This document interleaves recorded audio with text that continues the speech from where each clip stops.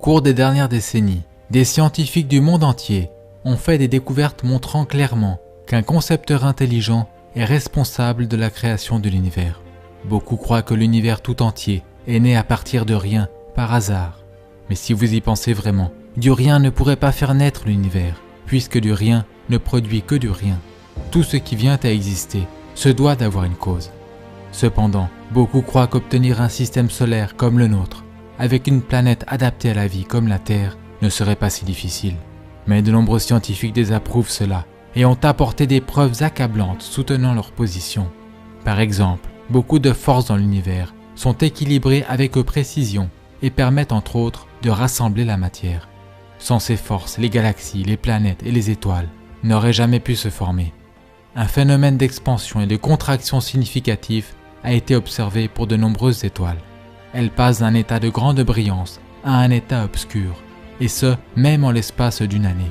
Mais fort heureusement pour nous, notre étoile, le Soleil, a une stabilité extraordinaire. Elle n'est pas sujette à une expansion et une contraction significative, comme c'est le cas de nombreuses autres étoiles.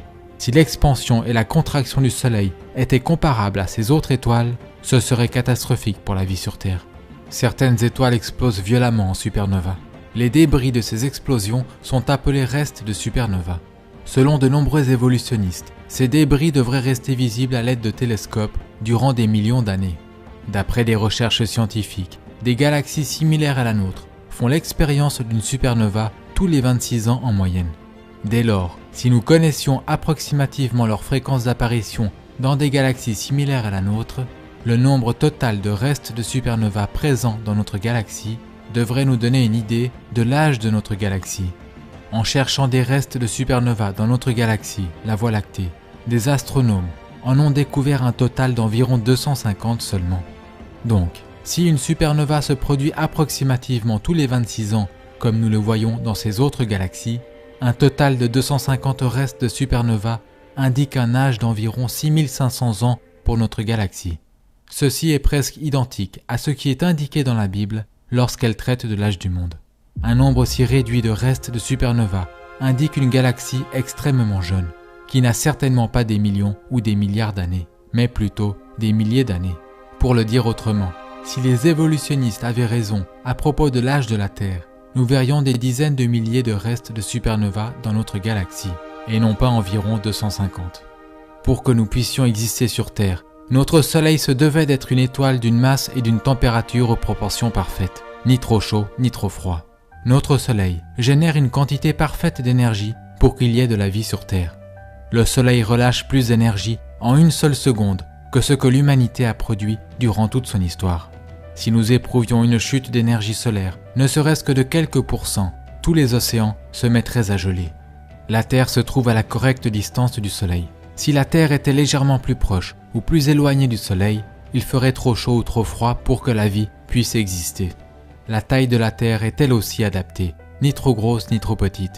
De plus, heureusement pour nous, la taille de la Lune, principal responsable de la régulation des marées sur Terre, est adéquate. Ceux-ci ne sont que quelques exemples d'une longue liste de facteurs qui se doivent d'être exacts, aussi bien sur le plan cosmique que terrestre, pour que la planète puisse accueillir la vie. Dans beaucoup de cas, si vous altérez quelque peu ces facteurs, équilibrés avec précision, la vie serait impossible sur Terre. Sur Terre, de nombreuses formes de vie sont complètement dépendantes les unes des autres. Des exemples de ceux-ci sont les insectes et les plantes telles que les abeilles et les plantes porteuses de pollen. Si les plantes ou bien les abeilles évoluaient l'une avant l'autre, les deux n'auraient pas survécu. Elles doivent avoir vu le jour au même moment. Les bassins océaniques et l'atmosphère de la Terre ont le mélange exact et le bon équilibre en gaz. Si l'on changeait ces gaz de quelque façon, la vie animale et végétale sur Terre mourrait. Les évolutionnistes ne peuvent aucunement expliquer pourquoi la Terre, contrairement à d'autres planètes, a une quantité en eau si extraordinaire. Nous avons également une planète riche en oxygène. Si notre niveau actuel de 21% d'oxygène augmentait de quelques pourcents, notre atmosphère pourrait devenir complètement instable et explosive. La Terre a un champ magnétique. Sans ce champ, le vent solaire balayerait notre atmosphère. L'atmosphère de la Terre bloque les rayons nocifs du Soleil, tout en permettant dans le même temps des rayons utiles à la vie. Les plantes requièrent une grande quantité de soleil pour exister, et le Soleil est de loin la source en vitamine D la plus riche pour l'humain. Quand le Soleil frappe la peau, de la vitamine D est produite par le corps. Le manque de vitamine D serait lié à plusieurs problèmes de santé. De plus, l'atmosphère de la Terre est transparente. Ceci nous permet d'observer aisément d'autres planètes, étoiles, ainsi que des phénomènes tels que des éclipses. Une éclipse totale du Soleil n'est possible que parce que le Soleil est 400 fois supérieur à la Lune et environ 400 fois plus éloigné de la Terre. Il en résulte que durant une éclipse totale du Soleil, depuis la Terre, le Soleil et la Lune apparaissent comme ayant la même taille, permettant ainsi une parfaite correspondance. Et ce n'est que grâce à ces éclipses totales du Soleil que nous avons été capables de faire des découvertes scientifiques qui sinon n'auraient jamais vu le jour. Les évolutionnistes croient que le Soleil, la Terre et la Lune se formèrent lorsque naquit notre système solaire il y a près de 4,5 milliards d'années.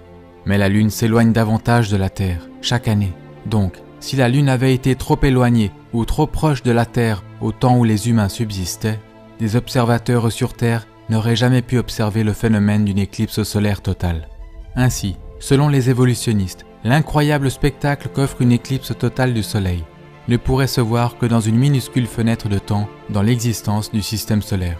N'est-il pas intéressant que l'humanité ait vu le jour précisément durant cette période de temps où l'on pouvait assister à l'événement d'une éclipse totale du Soleil?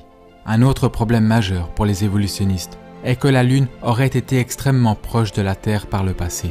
En réalité, la Lune se serait rapprochée à tel point qu'elle aurait touché la Terre il y a bien moins de 4,5 milliards d'années en arrière. Les évolutionnistes affirment que notre système solaire émergea d'un nuage de poussière tourbillonnant. Dès lors, la composition de diverses planètes ainsi que leur température devrait être identique, mais ce n'est pas le cas. Ceux qui adhèrent à la théorie du Big Bang croient en réalité que toute matière dans l'univers fut concentrée à l'origine dans quelque chose de plus petit qu'une tête d'épingle, qu'elle explosa ensuite, s'étendit, et qu'en sortit le système ordonné de choses que nous voyons aujourd'hui. Néanmoins, il y a de gros problèmes avec la théorie du Big Bang. En premier lieu, si vous aviez concentré toute la masse de l'univers dans ce point de départ, plus petit qu'une tête d'épingle, la gravité aurait été si forte que rien n'aurait été en mesure de s'en échapper. Deuxièmement, les explosions ne produisent pas l'ordre, elles détruisent l'ordre. Il serait donc impossible qu'un nombre de choses ordonnées, presque infini, émerge d'une explosion. Aussi, si un Big Bang explose toute chose, les planètes et les lunes tourneraient dans la même direction du fait de la loi que l'on appelle la conservation du moment angulaire. Mais nous avons des lunes et des planètes qui tournent aussi bien dans un sens que dans l'autre. Les comètes sont aussi estimées par les évolutionnistes comme ayant des milliards d'années. Il est fréquent que des comètes entrent en collision avec des planètes ou le Soleil. Elles sont appelées boules de neige sales, car une partie significative d'une comète est composée de glace. Lorsque des comètes voyagent dans l'espace et se rapprochent du Soleil, elles commencent à perdre de la masse tandis qu'elles sont brûlées par le Soleil. Elles ne pourraient ainsi durer peut-être que 10 000 ans avant de finir totalement brûlées. Fait intéressant, les tissus mous, les cellules sanguines et l'ADN ne peuvent également durer qu'environ 10 000 ans. Pourtant, ces éléments ont été récemment découverts dans des os de dinosaures. Cela montre que les dinosaures existaient des milliers d'années auparavant, et non pas 65 millions d'années, comme l'affirment les évolutionnistes. Un autre énorme problème pour les évolutionnistes est que la population humaine actuelle de la Terre est de 7,3 milliards d'individus. Combien de temps faudrait-il pour passer de 2 humains à 7,3 milliards d'humains? Ce ne serait en réalité pas si long. Dans l'histoire récente, la moyenne annuelle du taux de croissance a atteint son record en 1963, avec un taux de croissance de 2,19%. La population mondiale s'accroît actuellement d'environ 1,14% chaque année. Mais si nous commencions par 2 humains, combien de temps faudrait-il pour atteindre les 7,3 milliards d'humains actuels en recourant, disons, à 2% de moyenne annuelle de taux de croissance? La réponse est que cela n'aurait seulement pris environ que 1100 ans. Puisque la croyance des évolutionnistes est que nous sommes sur Terre depuis bien plus de 1100 ans, pourquoi n'avons-nous pas un nombre plus élevé d'individus sur Terre? Aussi, où sont tous les os ou les tombes en considérant que presque tous les peuples à travers l'histoire ont enterré leurs morts? Certains essayeront malgré tout de se convaincre que d'obtenir une planète remarquablement privilégiée et spéciale comme la Terre ne fut qu'un accident dans lequel tout se produisit parfaitement de la bonne façon. Mais même si ces personnes le croyaient, comment la vie débuterait-elle sur Terre, sachant qu'il est un fait que la vie ne peut venir du néant? Tous les organismes vivants sur Terre sont composés de cellules. Alors, quelles sont les chances qu'une première cellule puisse s'être formée accidentellement? Il y a près de 150 ans, lorsque Charles Darwin était en vie, la cellule était considérée comme quelque chose de simpliste, rudimentaire, tel qu'une goutte microscopique de gelée. Cela dit, à la suite des découvertes récentes, nous savons à quel point ces cellules, extraordinairement petites, sont étonnamment complexes. Le corps humain d'un adulte contient 100 trillions de cellules de différentes dimensions. 10 000 de ces cellules humaines, de taille moyenne, pourraient être placées sur la tête d'une épingle. Et une seule cellule prise individuellement contient de l'information équivalent à 4000 livres. L'information de toutes les cellules, chez un adulte, au format d'un livre, remplirait complètement le Grand Canyon des États-Unis d'Amérique plus de 75 fois. La cellule est similaire à un superordinateur, mais de dimensions microscopiques. On pourrait aussi considérer la cellule comme une remarquable ville miniaturisée, dotée d'un réseau élaboré de lignes d'assemblage, avec de nombreuses machines moléculaires protéiques exécutant diverses tâches permettant à la cellule de fonctionner. Par exemple, dans la cellule se trouvent des petits camions moléculaires qui voyagent sur des structures microscopiques que l'on peut comparer à des voies rapides, tout en transportant des matériaux autour de la cellule. Un exemple de machine moléculaire dans la cellule est le moteur flagellaire qu'utilisent certaines bactéries pour nager. C'est un moteur rotatif moléculaire muni d'une queue de la forme d'un fouet et pouvant opérer jusqu'à 100 000 révolutions à la minute. Voici une image d'un moteur flagellaire agrandi plus de 50 000 fois. Il fait environ 1/40 millième de centimètre de long. 8 millions de ces moteurs minuscules pourraient être placés sur la coupe transversale d'un cheveu humain. Vous pouvez voir les détails de sa construction. Il est composé de 30 parties protéiques différentes. Il semble avoir été conçu par un ingénieur. Le moteur flagellaire est extrêmement similaire à un moteur électrique, faisant des rotations dans un sens et dans l'autre. Le moteur flagellaire conduit une bactérie à travers un environnement liquide extrêmement visqueux. La vitesse de nage la plus élevée que le moteur flagellaire imprime à une bactérie est estimée être identique à la vitesse d'un être humain nageant à 97 km/h. Si cela ne vous semble pas impressionnant, considérez que la vitesse de nage la plus élevée jamais rapportée chez un humain est d'environ 8 km/h. Ainsi, la bactérie peut, au moyen d'un moteur flagellaire, se déplacer près de 11 fois plus rapidement que le nageur humain le plus rapide à avoir été chronométré. Les 30 parties distinctives du moteur flagellaire sont toutes essentielles. Donc, si vous retirez l'une de ces parties, celui-ci ne fonctionnera plus du tout et la bactérie mourra. Le moteur flagellaire est similaire à un piège à souris. Pour qu'un piège à souris fonctionne, vous avez besoin de toutes les différentes parties. Et si vous retirez l'une des parties du piège, le piège ne fonctionnera plus du tout. Le procédé de construction du moteur flagellaire requiert que les 30 différentes parties interagissantes soient assemblées correctement et placées aux emplacements appropriés au bon moment. Le procédé de construction requiert également des instructions, des traductions et une évaluation au sein de la cellule, aussi bien au début qu'à la fin de la procédure. Si tout cela ne se produisait pas, ces machines remarquablement minuscules, ou leurs différentes parties prises individuellement, ne seraient pas construites ou assemblées correctement. Mais comment ces nombreuses machines ou parties microscopiques seraient-elles où aller et quoi bâtir correctement dans un système évolutionnaire? Elles ne le seraient pas, ce serait impossible. Ces faits réfutent et éliminent l'évolution darwinienne, laquelle est par définition un procédé aveugle, non orienté, sans plan ni but. Les cellules sont composées majoritairement de protéines. Une cellule typique emploie des milliers de différentes sortes de protéines. Pour obtenir ne serait-ce que la cellule la plus simple, il faudrait au moins 600 molécules protéiques différentes. Les protéines sont constituées d'acides aminés. Une protéine fonctionnelle est généralement constituée d'une chaîne d'environ 50 à 1000 acides aminés. Certaines protéines requièrent une chaîne de milliers d'acides aminés correctement séquencés. Chaque fois qu'un nouvel acide aminé est joint à une chaîne, il doit former un lien chimique appelé liaison peptidique, afin de se lier aux autres acides aminés dans la chaîne. Les acides aminés gauchers et droitiers sont produits plus ou moins à la même fréquence. Mais seuls les acides aminés gauchers peuvent être sélectionnés pour l'utilisation dans une chaîne pour fabriquer une protéine. Les évolutionnistes ne peuvent expliquer la raison pour laquelle les protéines n'utilisent que des acides aminés gauchers. Chaque acide aminé dans la longue chaîne doit également être un acide aminé bien spécifique. Il y a 20 types différents qui peuvent être sélectionnés, et ils doivent être placés dans le bon ordre dans la chaîne pour former une protéine. Les acides aminés sont placés exactement dans le bon ordre grâce à une molécule dans la cellule appelée l'ADN. On pourrait décrire l'ADN comme un schéma directeur, une information codée ou un langage spécifique qui utilise un alphabet chimique à 4 lettres. les lettres chimiques ou le code de l'ADN sont l'ensemble des instructions destinées aux machines de la cellule afin de savoir comment assembler correctement des acides aminés dans la chaîne pour fabriquer des protéines. Si l'ADN n'est pas présent dès le début, les acides aminés ne seront pas sélectionnés correctement et placés dans le bon ordre. Il en résultera qu'une protéine ne pourra pas se former et la cellule ne survivra pas. L'ADN ne peut pas fonctionner sans la présence d'au moins 75 protéines préexistantes. Mais les protéines ne sont pas produites par l'ADN. Puisque chacun a besoin de l'autre, les deux se doivent d'avoir existé au même moment, par Dieu. Ce fait élimine l'évolution. Une fibre d'ADN ne fait qu'environ 2 millionièmes de millimètre d'épaisseur. Bien que l'ADN ne soit pas épais et soit extraordinairement petit, déroulé, il est extrêmement long. En effet, si l'on déroulait, connectait et étendait l'ADN de l'une de vos cellules, il ferait plus de 2 mètres de longueur. Il serait si fin qu'on ne pourrait pas voir ses détails, même sous un microscope électronique.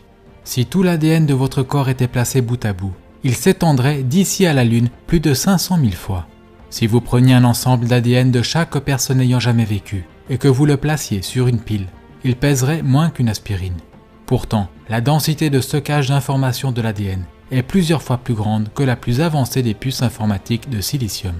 Bill Gates a décrit ainsi l'ADN. Citation : « L'ADN est comme un programme d'ordinateur, mais de très loin plus avancé qu'aucun logiciel jamais créé. » Cela dit, avoir le programme d'instruction complexe de l'ADN n'est pas suffisant en soi. D'autres éléments dans la cellule doivent pouvoir comprendre et utiliser le programme d'information de l'ADN. En d'autres termes, le programme ADN hautement complexe ne vaut rien si vous n'avez pas aussi un système à l'intérieur de la cellule qui puisse comprendre le langage ADN. Pour mieux comprendre cela, imaginez que l'ADN soit un disque CD ou DVD complexe. Si vous n'avez pas en plus le lecteur ou le système qui peut le lire, comprendre et utiliser l'information sur le disque, alors le disque ne vaut rien. Par conséquent, d'autres éléments dans la cellule doivent comprendre et être capables d'utiliser le programme d'information ADN afin de bâtir correctement. Sinon, la cellule mourra. L'ADN est capable de fabriquer une copie identique à lui-même. Dieu a aussi programmé l'ADN afin que celui-ci détecte et corrige des erreurs. Il y a une machine protéique spéciale de relecture qui voyage constamment d'un bout à l'autre de la chaîne ADN à la recherche d'une quelconque erreur nécessitant une correction. Si un problème est détecté, des réparations sont immédiatement entamées. Tout ce procédé est remarquablement complexe. L'information contenue dans l'ADN prouve que la vie ne consiste pas seulement de matière et d'énergie. Elle contient aussi de l'information. L'information ne peut venir que d'une source intelligente qui l'y place. Une autre fonction de l'ADN est que c'est le programme qu'utilise Dieu pour construire ce à quoi vous ressemblez, votre couleur de cheveux, votre taille, etc. Comme il a été dit précédemment, le corps de chaque adulte humain contient près de 100 trillions de cellules. Mais à votre conception, vous n'étiez qu'une seule cellule. Ce qui est extraordinaire est que vous débutiez votre existence en n'étant pas plus gros qu'une tête d'épingle. Cependant, toute l'information complexe qui vous a physiquement défini, vous et tous les organes de votre corps, était là, contenue dans cette unique cellule. Dans le mois de votre conception, vos yeux, vos oreilles et vos poumons se développent. Des milliards de nouvelles cellules se forment et votre taille s'accroît de plus de 10 000 fois. Peu après les premiers mois, la vitesse à laquelle vous grandissiez ralentit de façon spectaculaire. Si elle n'avait pas ralenti et que votre allure de croissance était restée la même, vous auriez pesé plus de 1300 kg à la naissance. Après 2 mois, vous ne faites que 3 ou 4 cm de long, encore suffisamment petit pour rentrer dans une coquille de noix. Il n'y a pas d'explication évolutionnaire pour l'extraordinaire complexité impliquée dans la conception et la naissance, ou même une raison pour la reproduction en elle-même. Les évolutionnistes croient que les systèmes reproducteurs remarquablement complexes, radicalement différents, mais toutefois complémentaires, de toutes les sortes de vie, se sont développés par hasard, complètement et indépendamment au même moment. Rien qu'une légère incompatibilité dans l'un des deux systèmes rendrait inutiles les deux systèmes reproducteurs, et la vie disparaîtrait. Aussi, comment la reproduction aurait-elle pu se produire au commencement, s'il n'y avait eu qu'un mâle et pas de femelle? Comment y aurait-il pu avoir reproduction en l'absence de système d'organes reproducteurs, lorsque ces derniers, entre guillemets, évoluaient? Selon les évolutionnistes, les humains ont évolué à partir de créatures terrestres, elles-mêmes ayant évolué à partir du poisson. Mais comment le premier poisson aurait-il pu parvenir jusqu'à la terre ferme et survivre en dehors de l'eau? Comment les animaux, les êtres humains, auraient-ils survécu sans avoir d'organes, de côtes et d'autres éléments cruciaux pour la vie? tandis qu'ils évoluaient soi-disant. Notez aussi que pas un fossile de transition montrant une espèce animale évoluant en une autre espèce animale n'a été découvert. Et les soi-disant chaînons manquants, qu'utilisent certains pour prétendre que les singes ont évolué en êtres humains, se sont tous avérés être soit totalement singes, soit totalement humains, soit faux. Les évolutionnistes n'ont également aucune explication pour la conscience ou l'origine du système immunitaire. Par exemple, les globules blancs dans le sang attaquent les mauvaises bactéries dans notre corps. Celles-ci traqueront et prendront en chasse les mauvaises bactéries dans des missions de délogement et d'élimination. Pour agir de la sorte, elles doivent disposer de l'information programmée qui leur permette de faire la différence entre l'ami et l'ennemi. À moins que tout ceci n'était en place et travaillait dès l'origine de la vie, une condition qui écarte l'évolution, les bactéries et autres agents infectieux auraient gagné et nous n'aurions pas survécu. Les évolutionnistes n'ont pas d'explication pour la très complexe et pourtant parfaite précision avec laquelle le corps coagule le sang. Un désastre pourrait survenir si le sang ne coagulait pas au bon moment et au bon endroit. Si le sang se mettait à coaguler au mauvais endroit, par exemple dans vos poumons ou dans votre cerveau, vous pourriez mourir.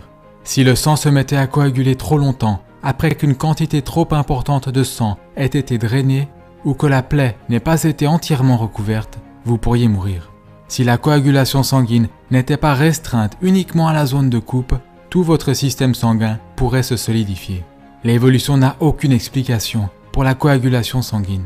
Car comment votre corps saurait-il automatiquement quand et où débuter le processus de coagulation du sang si une information intelligente interne n'était pas présente pour le guider? Et en parlant de sang, quel élément a paru le premier? Le sang ou le cœur qui pompe le sang? La peau a-t-elle évolué avant le sang? Si c'est le cas, comment a-t-elle survécu? La vérité est que pour que l'humanité puisse survivre, toutes ces choses se devaient d'être complètement développées et présentes ensemble, dès le commencement. Le cerveau humain, qui pèse plus d'1 kilo, est l'arrangement ordonné de matière le plus complexe de l'univers.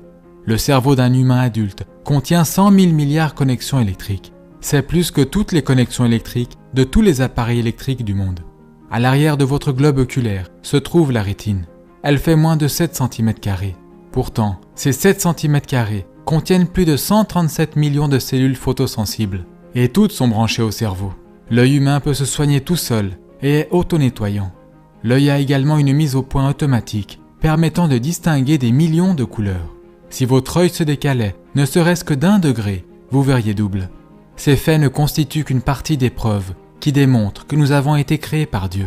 Et nous trouvons une preuve évidente de la puissance créatrice de Dieu et de son intelligence, non seulement dans la création de l'homme, mais aussi dans l'extraordinaire complexité des animaux et des insectes. Ceci est couvert en détail dans la série de vidéos en anglais, ces incroyables créatures qui défient l'évolution.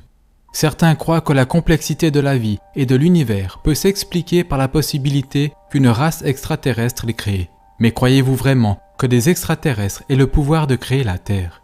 Et qu'en est-il de quelque chose de la taille du Soleil? Plus d'1 million de planètes Terre pourraient tenir dans le Soleil. Le Soleil est également très chaud. Donc, comment les extraterrestres auraient-ils fait pour l'assembler et le construire? Comment auraient-ils fait pour s'en approcher suffisamment pour le construire et s'en écarter rapidement sans mourir après l'avoir allumé? Les conditions en dehors de la Terre, dans l'espace, sont selon les preuves trop hostiles pour que la vie y existe. Par exemple, une explosion prolongée aux rayons cosmiques dans l'espace peut être fatale. Ne serait-ce que les températures extrêmes dans l'espace rendraient pratiquement toute forme de vie soit beaucoup trop chaud, soit trop froid. On y trouve également des gaz empoisonnés, des radiations dangereuses, des explosions gigantesques, des forces gravitationnelles extrêmes et un manque d'atmosphère et d'éléments chimiques spécifiques pour que la vie puisse exister. Or, un grand nombre d'astronomes croient que la vie a évolué sur Terre et par conséquent, selon eux, elle a dû aussi évoluer sur d'autres planètes dans l'espace. Néanmoins, si cela était vrai, beaucoup de races extraterrestres sur d'autres planètes, plus vieilles que la nôtre, devraient exister. Certains d'entre eux seraient de loin plus avancés technologiquement que nous le sommes. Il en résulterait que ceux-ci nous auraient envoyé un signal radio à travers l'espace que nous pourrions capter, où ils nous auraient atteints avec leurs vaisseaux ou leurs robots. Mais nous n'avons jamais trouvé de robots extraterrestres, ni d'extraterrestres en tant que tels, ni de vaisseaux extraterrestres ou toute pièce provenant de leurs vaisseaux. Voici quelques-unes des caractéristiques de vol rapportées sur les ovnis. En vol, les ovnis changent fréquemment de taille, de couleur ou de forme. Plusieurs ovnis se réunissent pour fusionner en un seul ovni, et un ovni se change instantanément en plusieurs ovnis. Beaucoup de témoins d'apparitions ovnis ont décrit ces changements instantanés dans la taille et l'aspect des ovnis en disant que les ovnis semblaient être vivants. Les ovnis apparaissent parfois sur des photographies et d'autres fois non. La plupart des témoins d'apparitions ovnis ne rapportent pas avoir vu un objet ou un vaisseau, mais une lumière inhabituelle se déplaçant dans le ciel. Parfois les ovnis apparaissent et disparaissent instantanément sous les yeux des observateurs et passent à travers d'objets physiques. Ce type de comportement signifie que les ovnis ne peuvent pas être du monde matériel, mais doivent être une sorte de phénomène spirituel. Reposant sur l'activité observée des ovnis, plusieurs ovniologues parmi les plus considérables du monde ne croient plus à présent que les ovnis puissent appartenir au monde matériel.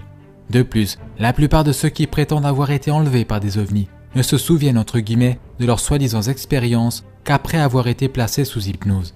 Ce qui prouve que leurs soi-disant expériences avec des extraterrestres n'étaient pas réelles. Ces sujets sont traités avec plus de détails dans mon livre traduit en français « Les ovnis, activités démoniaques et canulars élaborés destinés à tromper l'humanité ».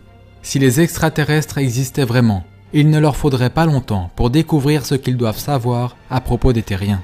En conséquent, ils nous auraient déjà envahis, détruits ou se seraient clairement révélés à l'humanité. L'Organisation de recherche pour une intelligence extraterrestre a scruté le ciel depuis des décennies à la recherche d'une vie intelligente, mais ils n'ont jamais détecté le moindre signal en provenance de l'espace qui indiquerait l'existence d'une race extraterrestre. Ceux qui cherchent des extraterrestres ont dit que s'ils détectaient ne serait-ce qu'un signal complexe, celui-ci prouverait qu'une intelligence en est à l'origine. Mais pourquoi ceux-ci n'appliquent-ils pas le même raisonnement et n'emploient-ils pas le même procédé de pensée pour l'ADN ? Ce faisant, ils réaliseraient que l'information complexe dans l'ADN prouve qu'une intelligence l'y a placée. Car dès que vous trouvez une information complexe, elle remonte toujours à une intelligence.